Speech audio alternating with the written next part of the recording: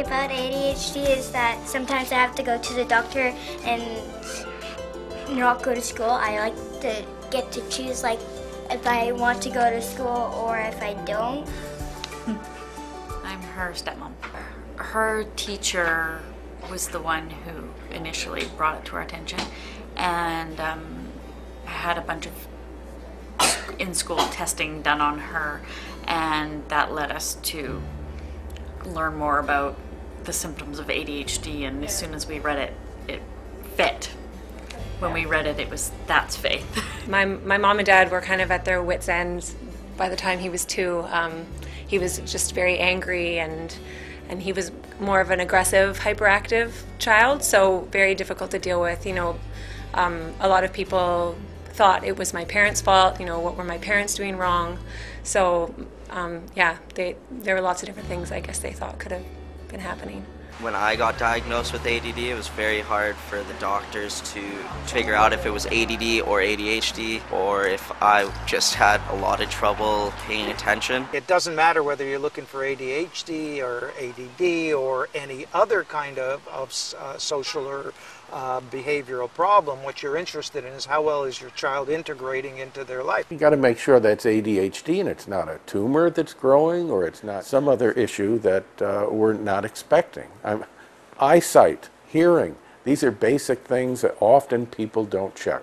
You know, they come in, we go over the history, what's going on, we try to gather some information from the school, and you know, they don't always want information from the school to come to me because they don't want to discuss it with the school. It becomes a complicated issue because they're afraid that the school hears ADHD and makes an assumption, treats their child a certain way. So some parents, they're a little secretive about things at first. They really can't be secretive forever. They need to be upfront and direct with the teaching staff, who probably see their kid when they're awake more than anybody else. We sought out a referral to a pediatrician who gave us a bunch of paperwork questionnaires to fill out and have her teachers fill out. And the more we learned about ADHD, and as time went on and we saw what we saw at home and what her teachers saw at school, it really started to all be brought to the forefront of our attention, right?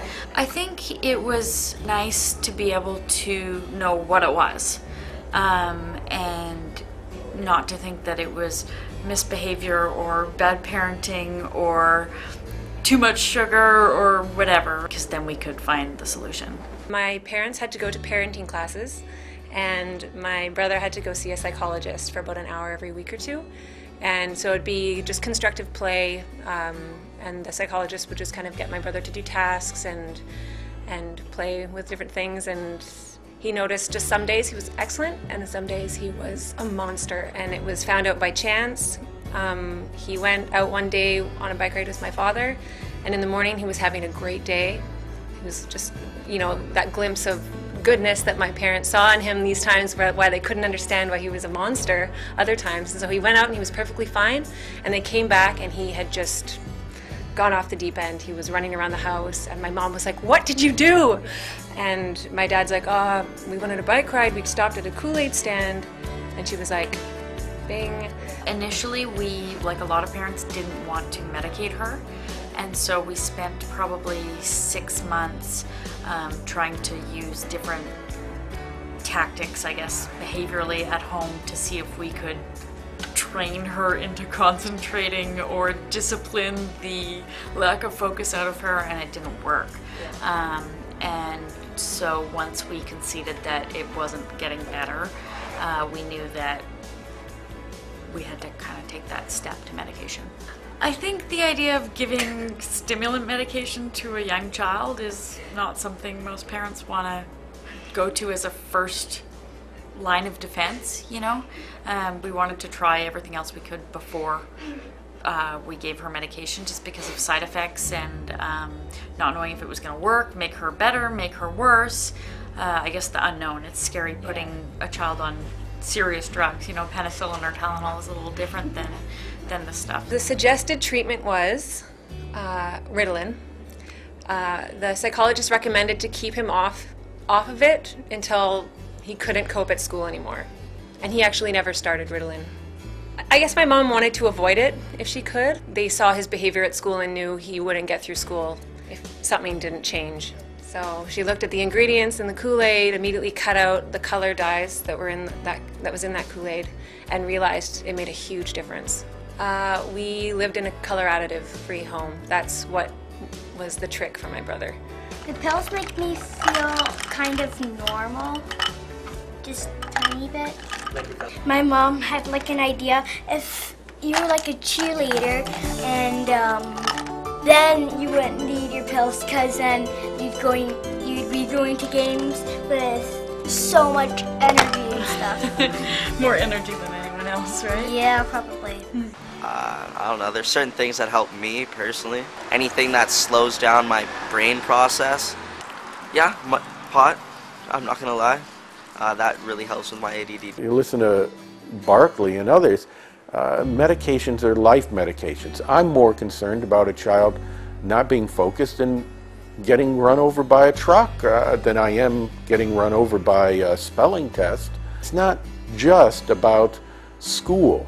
Well, these days the assumption is, for in most cases, that it's a lifelong condition, so that you, in theory, would use medication for the rest of your life. So the point is that if you needed it as a child and you don't need it as an adult, that'll happen to about 40% of people.